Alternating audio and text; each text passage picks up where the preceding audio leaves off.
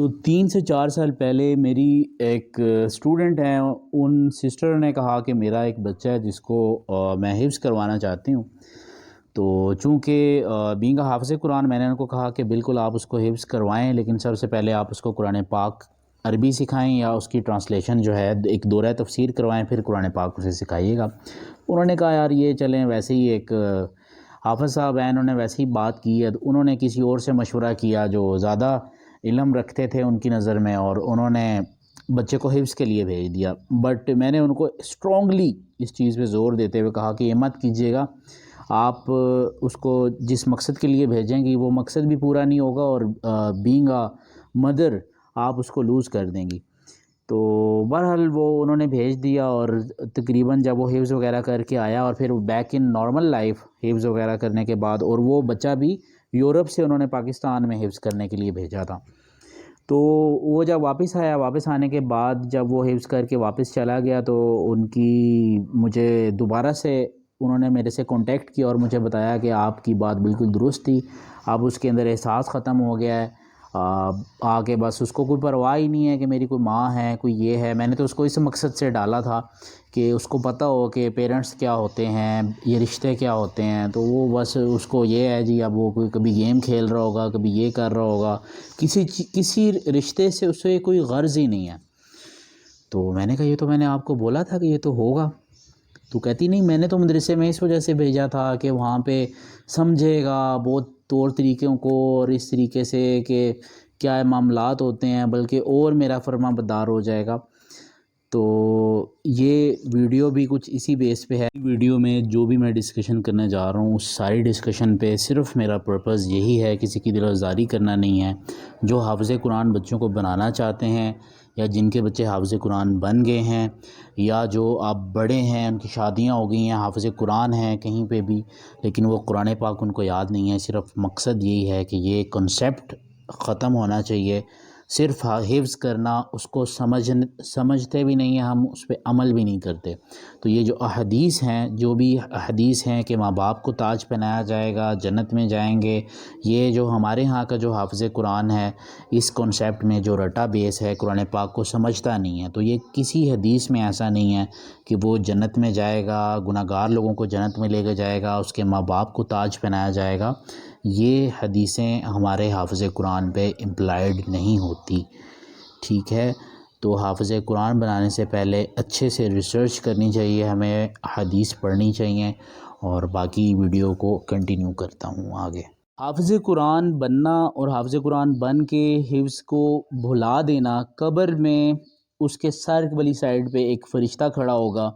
اور وہ فرشتہ اس کے سر پہ اتنا بڑا پتھر اس کے سر پہ مارے گا، اور اس کا سر بالکل فلیٹ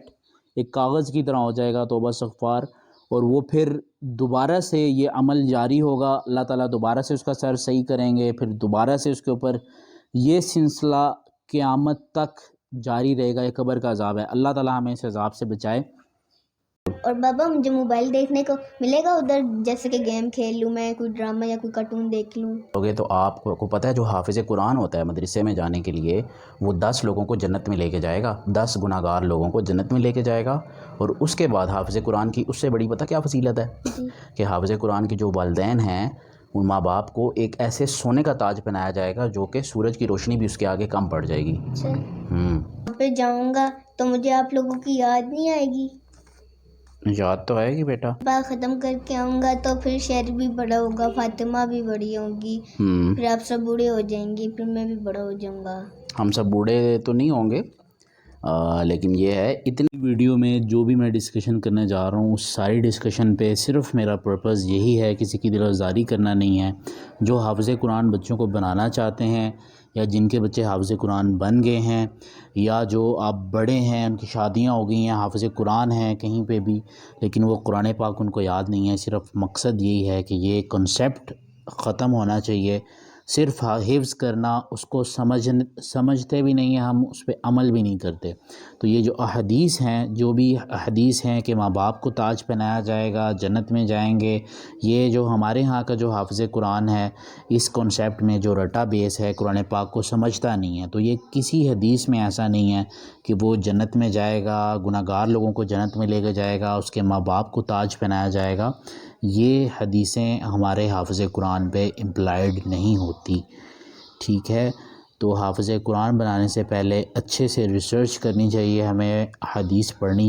السلام علیکم ورحمۃ اللہ. So hope you all are doing well. So today I'm going to share with you very important topic کہ حافظ قرآن جو ہیں اپنے بچوں کو ہم بنا رہے ہوتے ہیں، ایک ذریعہ نجات بنانے کی کوشش کرتے ہیں، ایک ایسا پودا لگانے کی کوشش کرتے ہیں کہ جو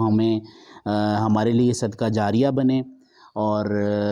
جہنم سے نجات کا ذریعہ بنے۔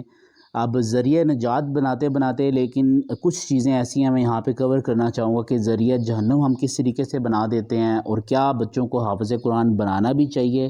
اور اگر بنانا چاہیے تو کس کنڈیشن میں بنانا چاہیے۔ تو یہ ساری چیزیں میں کور کروں گا۔ سب سے پہلے تو میں ایک چھوٹی سی ریسرچ میں نے کی تھی۔ اس ریسرچ کے مطابق پوری دنیا میں جو حافظ قرآن ہیں تقریباً 24 لاکھ حافظ قرآن ہے، اور اس کا 24 لاکھ میں سے تقریباً 12 لاکھ حافظ قرآن صرف اور صرف پاکستان میں ہے۔ دیٹس مین 50 to 60% حافظ قرآن پاکستان نے پروڈیوسڈ کی ہیں۔ The reason behind it we have a large madrasa network, they produce lot of hafiz Quran, اور یہ وہ حافظ قرآن ہے جن کا وفا میں امتحان ہوتا ہے، اور جو امتحان ہے وہ 1982 میں متعارف ہوا تھا۔ 1982 کے حافظ قرآن وہ اس میں اکاؤنٹ نہیں ہے، اور وہ حافظ قرآن جو امتحان نہیں دیتے، کافی سارے لوکل مدرسے ایسے ہیں وہاں پہ امتحان بھی نہیں ہوتا ان کا، یا کسی بھی ریزن سے امتحان نہیں ہوتے، بس وہ حفظ کرتے ہیں اور چھوڑ جاتے ہیں۔ کافی زیادہ اس طریقے کے بھی ہیں، تو وہ بھی اکاؤنٹ میں نہیں آتے۔ اگر ان کو بھی اکاؤنٹ کیا جائے تو 60 سے 70% تک حافظ قرآن، یعنی کہ پوری دنیا کا جو بڑا حصہ ہے وہ پاکستان میں پایا جاتا ہے۔ پھر اس کے بعد بات کریں کہ سب سے پہلا جو حافظ قرآن ہے پوری دنیا کا، میلز میں حضرت عثمان رضی اللہ عنہ، اور فیمیل میں حضرت حفصہ بنت عمر رضی اللہ عنہما، دا ڈاٹر آف عمر بن خطاب رضی اللہ عنہ اینڈ دا وائف آف حضرت محمد صلی اللہ علیہ وسلم۔ اب میں سب سے پہلے 3 سے 4 احادیث ہیں وہ میں بتاؤں گا۔ ایک حدیث ہے الماہر بالقرآن مع السفرۃ الکرام بررہ، جس ان احادیث کی بیسڈ پہ ہم اپنے بچوں کو مدرسے میں بھیجتے ہیں، ان احادیث کی بیسڈ پہ کہ ہم یہ فضیلتیں ملیں گی اور یہ فائدے ہوں گے۔ الماہر بالقرآن مع السفرۃ الکرام بررہ، کہ جو قرآن پاک میں مہارت رکھتا ہوگا، اس کو جانے گا، اس کو سمجھے گا، اس کے پیغام کو پوری دنیا میں عام کرے گا، اس کے لیے جو ہے وہ 10 گناہ گار لوگوں کو قیامت والے دن جو ہے وہ جنت میں لے کے جائے گا۔ پہلی حدیث یہ ہے۔ پھر دوسری حدیث کا ترجمہ کچھ اس طریقے سے ہے کہ حضور پاک صلی اللہ علیہ وسلم نے فرمایا کہ جو قرآن پاک کو پڑھے گا، سمجھے گا، اس کے حرام کو حرام جانے گا اور اس کے حلال کو حلال جانے گا، اس کے والدین کے سر پہ ایک سونے کا تاج پہنایا جائے گا جس کے سامنے سورج کی روشنی بھی مانند پڑ جائے گی۔ پھر ایک اور حدیث کے مطابق ہے کہ وہاں پہ بھی یہی ہے کہ حافظ قرآن کو کہا جائے گا کہ تو سیڑھیاں چڑھتا جا اور قرآن پاک کی جو آیات ہیں وہ پڑھتا جا۔ جس نے عمل کیا ہوگا اور اس کو سمجھا ہوگا، جس نے قرآن پاک پڑھا، اس پہ عمل کیا اور اس کو سمجھا، اس کو کہا جائے گا کہ تو جنت کے منازل طے کرتا جا اور یہ آیات پڑھتا جا۔ بہت یہ کامن حدیثیں ہیں، بہت سارے لوگوں کو پتہ ہے، لیکن زیادہ تر اب ان میں جو زور دیا جاتا ہے وہ فضیلتوں پہ زور دیا جاتا ہے۔ اس چیز پہ زور نہیں دیا جاتا کہ یہ بات ہو رہی ہے عمل کرنے کی حدیث میں، کہ کون سا حافظ قرآن ہے، یہ وہ والا حافظ قرآن ہے جو عمل کرے گا اور اس کو سمجھے گا۔ لیکن نہایت افسوس کے ساتھ، معذرت کے ساتھ، پاکستان کے جتنے بھی حافظ قرآن ہیں ان کا عمل ہی نہیں ہوتا بیچاروں کا، ٹھیک ہے؟ بیچارے ورڈ اس وجہ سے یوز کر رہا ہوں کیونکہ جب وہ چھوٹے ہوتے ہیں ان کو پتہ نہیں ہوتا، اور ان کے پھر پیرنٹس بھی ماشاءاللہ سے اتنے وہ ناسمجھی میں یا لا علمی کی وجہ سے جو ہے نا ایک ایسا وہ مدرسوں کا ایک وائبز اس طرح کی جنریٹ ہوئی ہوتی ہیں، ہر دوسرا بندہ حافظ بنا رہا ہوتا ہے کہ یار یہ حافظ بنے گا تو یہ ذریعہ جو ہے نا میرے لیے نجات بنے گا، ذریعہ جنت بنے گا۔ لیکن پھر وہ جو اس کا حافظ قرآن کا جو عذاب ہے وہ اس بچے پہ بھی لاگو ہوتا ہے، اس کے پیرنٹس پہ بھی لاگو ہوتا ہے، کہ جو حافظ قرآن بنا رہے ہیں اگر وہ صحیح طریقے سے اپنے حفظ کو نہیں سنبھال پائے گا تو جو قرآن پاک کو بھلا دیتا ہے، اس کے لیے پھر الگ حدیث ہیں. یہ جو حدیثیں ہیں یہ صرف اور صرف ان حافظوں کے اوپر امپلائڈ ہوتی ہیں جو اس کو پڑھیں گے، اس پہ عمل کریں گے. اب ہمارے ہاں جو حافظ قرآن جو پروڈیوسڈ ہوتا ہے وہ صرف اور صرف ایک رٹا بیس ہوتا ہے، اس کو کوئی سمجھ نہیں ہوتی کہ میں کیا پڑھ رہا ہوں. جیسے کہ ایک محفل قرات چل رہی ہے، محفل قرات میں حافظ قرآن سر لگا لگا کے قرات کے ساتھ وہ یہ پڑھ رہا ہے کہ ایک آیت ہے، اس کا ترجمہ ہے کہ قیامت کے دن اللہ تعالیٰ اوندھے منہ دوزخ میں ڈالیں گے، اور لوگ جتنے بھی ہیں وہ شاباشی دے رہے ہیں، سبحان اللہ بول رہے ہیں، بجائے اللہم اجرنا من النار یہ بولنے کے کہ یا اللہ استغفر اللہ ہمیں دوزخ کی آگ سے بچا. تو یہ وہ والا حساب ہے. اور جیسے کہ حافظ قرآن جو ہیں کافی سارے ان پہ لطیفے بھی بنے ہوئے ہیں کہ کسی عربی جو تھا وہ گالیاں نکال رہا تھا اور پھر وہ حافظ قرآن کہنے لگا میں جو بھی کہندا سا اگوں قرآن پاک ہی پڑھدا سی. تو یہ والا مطلب بہت زیادہ ایک فنی چیزیں بنی ہوئی ہیں. اب اس میں قصور کس کا ہے، غلطی کس کی ہے؟ جو حافظ قرآن بن جاتا ہے اس کو تو لیٹر آن کہیں نہ کہیں پہ لائف کے کسی ایج میں ریلائز ہوگا، لیکن کیا پتہ اس وقت تک جب اس کو ریلائز ہوگا کہ میں حافظ قرآن بنا ہوں، میرے پیرنٹس کی کیا نیت تھی، کیا وجہ تھی، لیکن اس وقت تک شاید اتنا زیادہ اس کو ڈیمیج ہو چکا ہو. کیونکہ میں پرسنلی بہت سارے لوگوں کو ایسا جانتا ہوں کہ سموکرز پتہ نہیں کس لیول کے جو ہے نا نشے اور کیا کیا چیزیں مطلب کہ آپ کو میں بتاؤں نا کہ جو ٹاپ ڈون ہے پاکستان کے 10 ٹاپ ڈون میں سے جو ٹاپ 2-3 میں آتے ہیں، they belong to Rawalpindi, وہ بھی حافظ قرآن ہے. پھر ساحل خان وہ بھی حافظ قرآن ہے. اگر کہنے کا مقصد یہ ہے کہ اگر حافظ قرآن جس نے اللہ کو جان لیا، اس کتاب کو جان لیا، اس کے لیے تو کوئی مسئلہ ہی نہیں ہے. پھر اس کے لیے یہ فائرنگ کرنا شادیوں پہ، یہ نشے تماشے اور یہ جو ہے نا جتنے بھی ایکسٹرا اس طرح کی سرگرمیاں ہیں وہ غیر قانونی سرگرمیوں میں وہ حافظ قرآن تو ملوث ہو ہی نہیں سکتا. اللہ کے حکم کے مطابق، دین کے مطابق، سنت رسول کے مطابق حافظ قرآن اپنی زندگی تبھی گزار سکتا ہے جب وہ اس کے ترجمے کو جانے گا، ترجمے کو سمجھے گا. جب ہمارے ہاں جو ہے وہ ترجمہ پڑھایا نہیں جاتا، سب سے پہلی چیز ماں باپ بھی مدرسے میں بھیج دیتے ہیں، داڑیاں دیکھ کے، مدرسوں کا بہت اچھا سیٹ اپ دیکھ کے وہ بھیج تو دیتے ہیں، لیکن وہاں پہ صرف جو ہے بچوں کو بتائے جا رہے ہوتے ہیں جی قرآن پاک میں رکوع کتنے ہیں، قرآن پاک میں سجدے کتنے ہیں، قرآن پاک میں صورتیں کتنی ہیں. حالانکہ اگر یہ ان حدیثوں کی بیسڈ پہ اگر حافظ قرآن بنایا جا رہا ہے تو ہمارے جو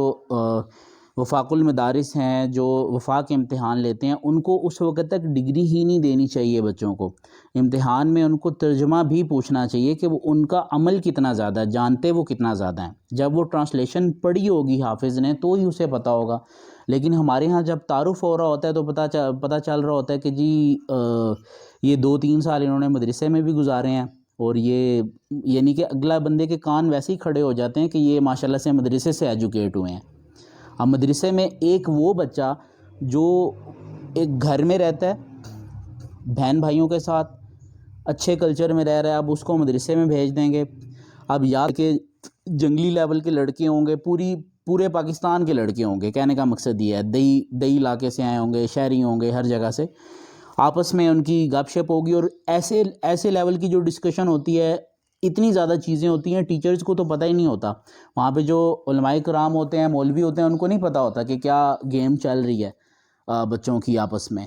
تو پھر جو 24 گھنٹے رہنے والا مدرسے ہوتے ہیں ان کے الگ مسائل ہیں. تو بچہ وہاں پہ گیا، وہاں پہ جو نفسیاتی طور پہ جو بچہ ڈیمیج ہوگا، بلیو می اپنے بچوں کو، ہمارا بچہ 10 سال 15 سال 20 سال تک ہم نظر رکھتے ہیں جب تک اس کی شادی نہیں ہوتی. اس کے بعد میں بھی ہم دیکھتے ہیں کہ یہ کس کے ساتھ اٹھتا ہے، اس کا کھانا پینا، اٹھنا بیٹھنا، یہ ساری چیزیں ہم ان ساری چیزوں کا احتیاط کرتے ہیں کہ بھی فلانا بندہ سگریٹ پی رہا ہے نا تو اس کے ساتھ بھی اٹھنا بیٹھنا نہیں ہے، اس چیز کا بھی احتیاط کیا جاتا ہے. لیکن جب مدرسے میں بھیجا جاتا ہے تو وہاں سے ڈیمیج ہونے لگ جاتے ہیں بچے، اور وہ واپس آ کے پہلی کمپلین ہوتی ہے جی ماں باپ سے بدتمیزی کرتے ہیں. نفسیاتی طور پہ ان کا جو ڈیمیج ہو رہا ہے اس کا خیال کسی کو بھی نہیں ہوتا. ٹھیک ہے، وہ ڈیمیج کہاں سے ہوتا ہے؟ مدرسے سے، بچوں سے سیکھا ہوتا ہے. جو باقی ظاہر سی بات ہے، آپ صلی اللہ علیہ وسلم کی حدیث ہے، اب اچھی صحبت اختیار کرو گے تو اس کا رنگ چڑھے گا، بری صحبت اختیار کرو گے اس کا بھی رنگ چڑھے گا. تو پہلی چیز یہ ہے کہ حافظ قرآن جب بچے کو ایک اس نیت سے ہم بھیج رہے ہوتے ہیں تو وہ ہمارے لیے کس طریقے سے ایک پرابلم کریٹ کر رہا ہوتا ہے. پھر واپس آ کے اس کو نارمل ماحول میں لے کے آنا اتنا مشکل ہو جاتا ہے. میں آپ کو بتا نہیں سکتا کہ کافی سارے میں نے حافظ قرآن دیکھے ہیں کہ بڑے لیول پہ بڑے پیمانے پہ ان کی میں نے خرابیاں دیکھی ہیں پرسنالٹی میں. جب وہ حافظ قرآن نہیں تھے پہلے ان کی پرسنالٹی کیسی تھی, بعد میں کیسی ہوگی. تو اس کے اوپر میں ایک ویڈیو بنا رہا ہوں, پروجیکٹڈ ویڈیو ہے میرے پاس. انشاءاللہ تعالی جلدی میں کچھ کور کر لوں اس کا ڈیٹا وغیرہ, تو وہ بھی میں آپ لوگوں سے شیئر کروں گا تاکہ یہ ایک صدقہ جاریہ بنے, لوگوں تک یہ میسیج پہنچے کہ بچوں کو بالکل ویسے ہی حفظ کرانے کا کوئی مقصد نہیں ہے. بچہ اگر مدرسے میں گیا ہے, اس نے حفظ کر لیا ہے, خاص طور پہ پاکستانی مدرسوں میں, اس کو کوئی ٹرانسلیشن نہیں آتی, اس کو یہ نہیں پتہ اللہ تعالیٰ کا کیا حکم ہے, کیا فرمان ہے, اس کا کیا ترجمہ ہے, اس کو کچھ سمجھ ہی نہیں آ رہی, تو اس کا حافظ بنانے کا آخرت کے حساب سے اس کو کوئی فائدہ نہیں ہے. جسٹ ایک اس کو ثواب ملے گا, لیکن جب وہ اللہ کی بندگی کو نہیں جان پائے گا کہ اللہ تعالیٰ کیا ہیں, اللہ تعالیٰ کے بارے میں کیا حکم ہے. 1,24,000 پیغمبروں کا اس میں نچوڑ ہے قرآن پاک میں. تو جب وہ حافظ قرآن یہی سمجھ نہیں پایا, اب فزکس ہے, فزکس کو بھی ہم تب تک نہیں سمجھیں گے نا, پوری ہم سائنس نہیں پڑھیں گے, پریکٹیکل کریں گے, بیچ میں اس کی گہرائیوں میں جائیں گے,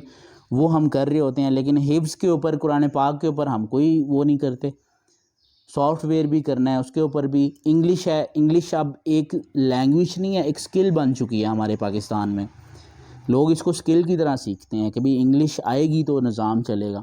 تو اسی طریقے سے اگر اس کو بھی ایک لینگویج کی طرح ہی ایٹ لیسٹ سیکھ لیا جائے عربی کو, تو یہ تو پتہ ہوگا کہ قرآن پاک پڑھتے ہوئے پتہ تو چلے گا ہم پڑھ کیا رہے ہیں. ہمارا حافظ قرآن جب حافظ قرآن نہیں, کوئی بھی ایک نارمل بندہ بھی ہے, اس کے لیے بھی قرآن پاک کو سمجھنا, اس کی ٹرانسلیشن ایک دفعہ زندگی میں دورہ تفسیر بہت ضروری ہے.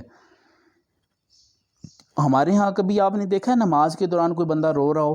اس کے آنکھوں سے آنسو نکل رہے ہوں. آپ چلے جائیں اگر سعودی عرب میں, تو وہاں پہ لوگ رو رہے ہوتے ہیں نماز کے دوران, آنکھوں سے آنسو نکل رہے ہوتے ہیں, کانپ رہی ہوتی ہے ان کی آواز. کیوں؟ کیونکہ اللہ کا تعارف ہوا ہوتا ہے ان کو. یا ہمارے جو نارمل لوگ ہیں, ہم اکثر یہ ہمارے لوگوں میں بہت عام ہے جی, وہ